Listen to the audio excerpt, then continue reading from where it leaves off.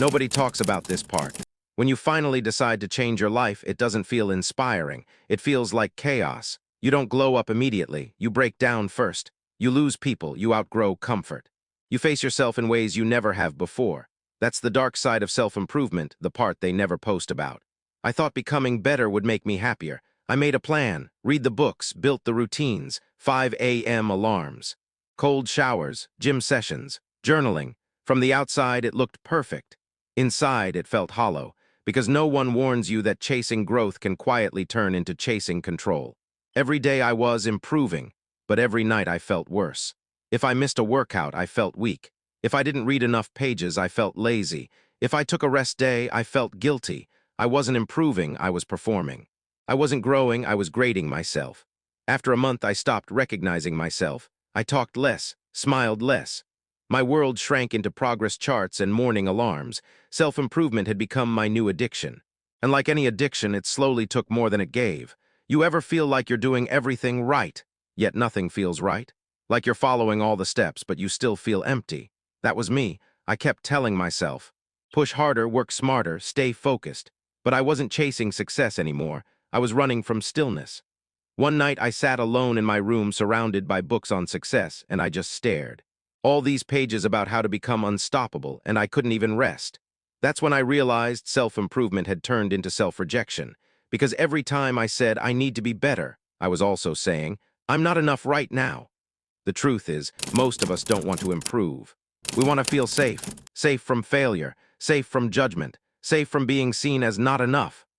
So we chase productivity like a shield, hoping it'll protect us from the parts of ourselves we don't want to face.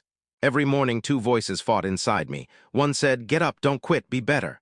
The other whispered, rest, please. And every day I ignored the whisper, until the whisper turned into silence.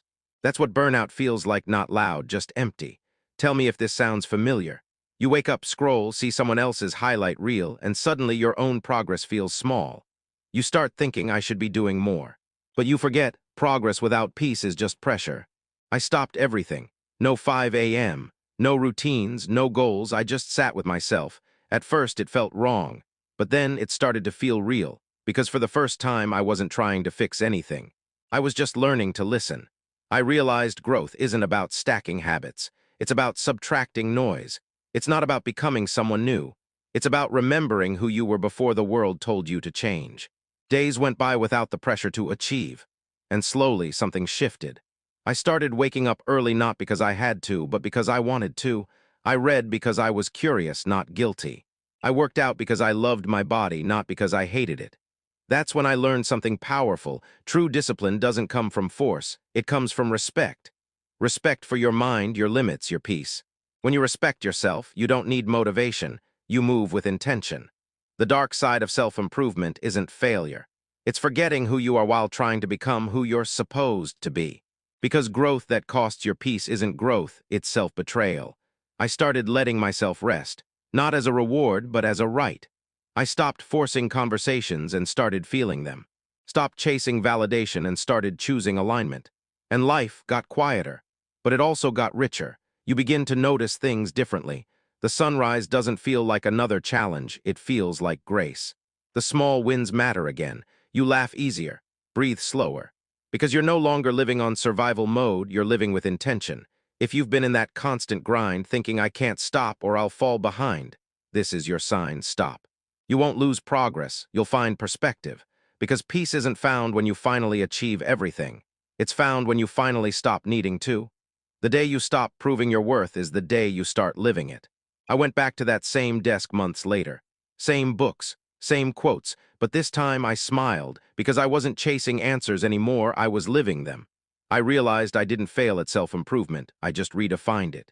Real self-improvement isn't about adding more to your life. It's about removing everything that keeps you from yourself.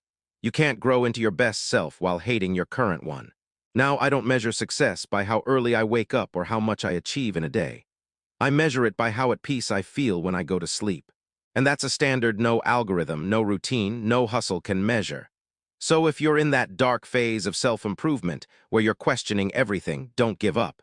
You're not broken. You're just outgrowing the version of you that needed validation to survive. Keep going, but go gently.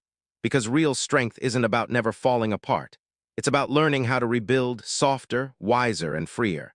And when you come out the other side, you'll understand the dark side wasn't a setback. It was the beginning of becoming real. If this hit home, share it with someone who's been too hard on themselves. And remember, self-improvement isn't about becoming someone new.